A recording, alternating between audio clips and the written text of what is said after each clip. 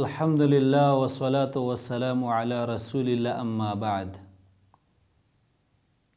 اسلام د ټولو خلکو د پاره د رحم او د هدایت دین دی او یو آسان او د نرمی دین دی.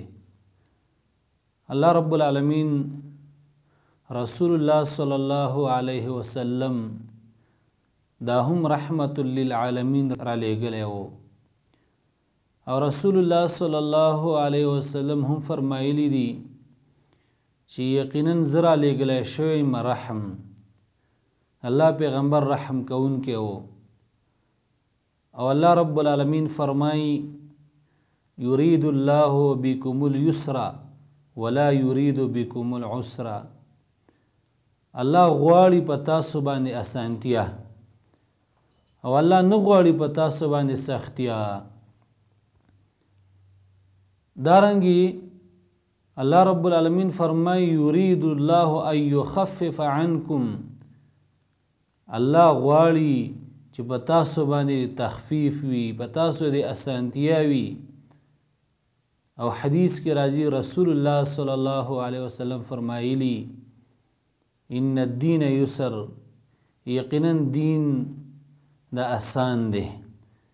اسلام دا یو آسان دین دی او د اسلام ښایستوالی او تعامل او نرمی څرنګه چې د مسلمانانو سره شته دی نو د غیر مسلمو سره هم شته دی. الله رب العالمین فرمایي لا ينهاكم الله عن الذين لم يقاتلوكم في الدين ولم يخرجوكم من دياركم أن تبروهم وتقسطوا إليهم ان الله يحب المقسطين. الله تاسو نه منع کوي د احسان کولو نه د غیر مسلمو سره چې هغه مسلمانانو ته څه ضرر نه ورکوي، تکلیف ورته نه ورکوي. دا څونه ښایسته دین دی. څنګه چې مسلمانانو ته حق ورکړی دی دارنګې غیر مسلمو ته هم حق شته دی.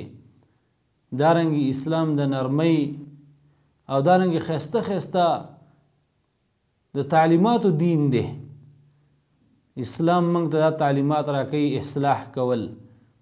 الله رب العالمین فرمایي فاتقوا الله واصلحوا ذات بینکم. د الله نه ویرېږئ او اصلاح کوئ، د خلکو په منځ کې صلح کوئ، اصلاح کوئ. دارنګې دا تعلیمات ورکوي چې د خلکو سره پرون تندي باندې میلاوېدل. الله پیغمبر فرمایي د مسلمان رور سره په خندا باندې ملاوېدل دا صدقه ده. تبسمک فی وجه اخیک لک صدقه، حدیث کې راځي. دارنګې سلام عام کول او ښایسته خبرې کول. الله رب العالمین فرمایي وقولوا للناس حسنا، خلکو د ښایسته ښایسته خبرې کوئ. دا څونه ښایسته تعلیمات دي او ښایسته دین دی. دارنګې موږ ته دا تعلیمات راکوي چې په اغستلو او خرڅولو کې نرمي کوئ. حدیث کې راځي رسول الله صلی الله علیه وسلم فرمایلی الله دې په هغه سړي باندې رحم وکړي چې په اغستلو او خرڅولو او په قرض ادا کولو کې د نرمۍ نه کار اخلي. دارنګې موږ ته دا تعلیمات راکوي چې د مخالف سره خبرې کول هم په نرمۍ باندې کوئ. دا څونه ښایسته دین دی. غرض دا چې دا اسلام دا یو ښایسته دین دی، د نرمۍ دین دی او دارنګې آسان دین دی او ښایسته ښایسته تعلیمات ورکولو دین دی. الله رب العالمین دې د عمل کولو توفیق راکړي.